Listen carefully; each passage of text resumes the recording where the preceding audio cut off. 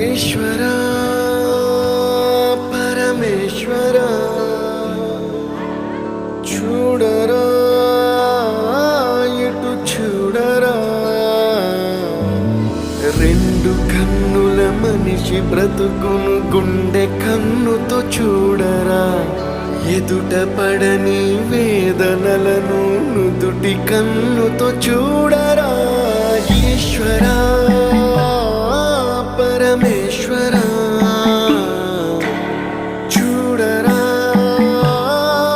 ఇటు చూడరా